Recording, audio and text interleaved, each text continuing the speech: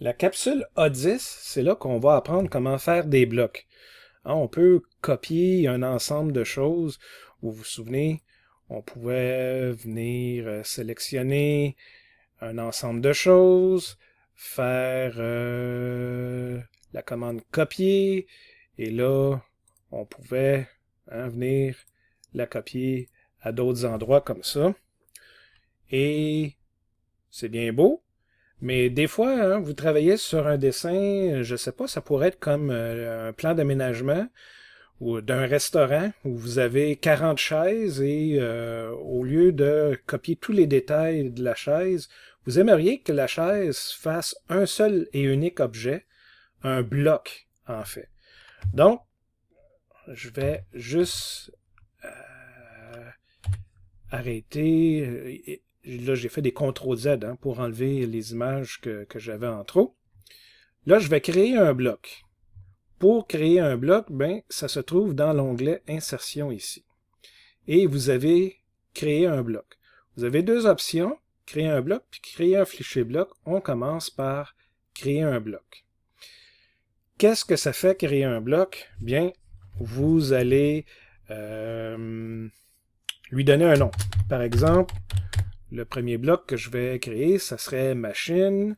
Le point de base, je vais dire, je vais faire spécifier à l'écran. Les objets que je vais sélectionner, je vais faire spécifier à l'écran. Puis, ça va être comme ça. Donc, je peux faire OK. Et là, on me demande de spécifier le point de base d'insertion. Puis, je pourrais venir chercher, par exemple, ce point-là ici. Ensuite, on me demande de sélectionner les objets. Donc, en fait, je pourrais sélectionner tous les objets ici comme ça. Quand j'ai terminé, j'appuie sur Enter. Et là, qu'est-ce qui se passe? On dirait que rien, hein, il ne se passe rien. Ben là, on peut retourner ici. Vous voyez, insérer, on avait les... c'est par là qu'on passait pour aller chercher les cartouches. Hein. On faisait bloc, référence bloc des bibliothèques. Là, vous pouvez faire vos blocs récents ou carrément sélectionner machine que vous avez créée. Là, j'ai cliqué sur la petite image et là, vous voyez, je suis allé chercher le bloc. Et regardez bien, mon original, et puis mon original a été transformé en bloc aussi. Donc, je peux, dans le fond, vraiment traiter ça comme un seul objet.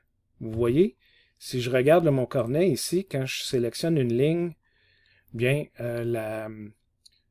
c'est juste la ligne qui est sélectionnée. Et maintenant, hein, je peux même plus sélectionner un arc. Mon objet de référence est devenu un seul bloc, un seul objet. Ça vous fait penser à quelque chose? Un rectangle, bien sûr. Comment on faisait pour exploser un rectangle? On sélectionnait notre rectangle et on allait chercher la commande décomposer. Et là, si je fais décomposer, mon bloc que j'avais avant maintenant est décomposé. Je peux sélectionner seulement une ligne comme ça. Ça peut être bien pratique parce que là, ça vous permet de sauvegarder dans un travail quelque chose qui va vous servir souvent. Ça peut, puis après ça, à chaque fois que vous allez avoir besoin d'aller le rechercher, bien, vous allez dans Insertion, Insérer, ça vous montre votre bloc. Vous pouvez faire vos blocs récents. Moi, j'ai joué avec mes cartouches. J'ai ma machine ici. Je peux aller la chercher et venir l'ajouter comme ça. Je pourrais faire la même chose aussi avec mon cornet de crème glacée. Mais là, je ferme la fenêtre. Ce que je vais faire à la place, c'est créer un fichier bloc. L'autre option, créer un fichier bloc. Et là, créer un fichier bloc, bien, je vais devoir mettre un nom ici. Et là, quel nom je vais mettre?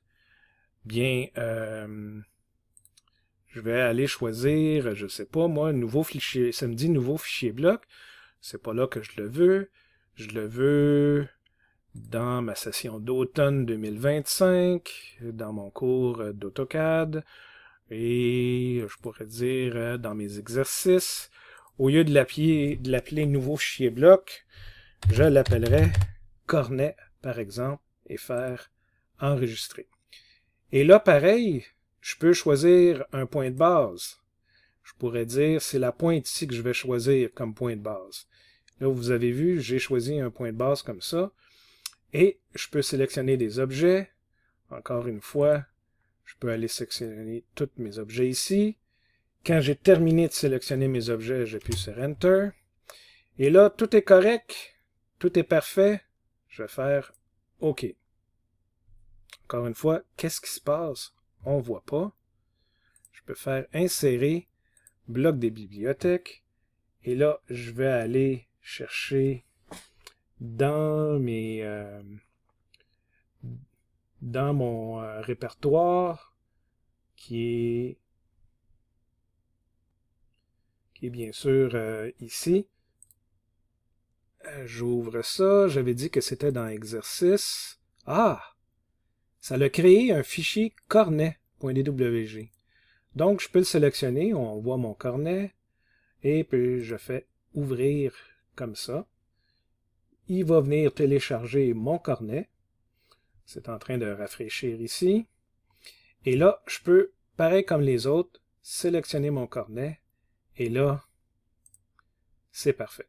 Donc, imaginez que vous êtes dans une entreprise vous êtes dans une firme qui fait de l'aménagement de planchers de production ou de salles de bureau, des bureaux à air ouverte, et vous avez fait le dessin d'un bureau avec la souris, le clavier, l'écran d'ordinateur, la chaise, etc.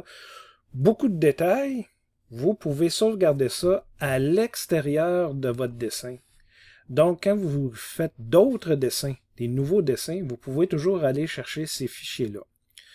Parce que les blocs qu'on a fait ici, plutôt, je devrais dire, celui-ci, est créé seulement à l'intérieur du fichier dans lequel je travaille en ce moment.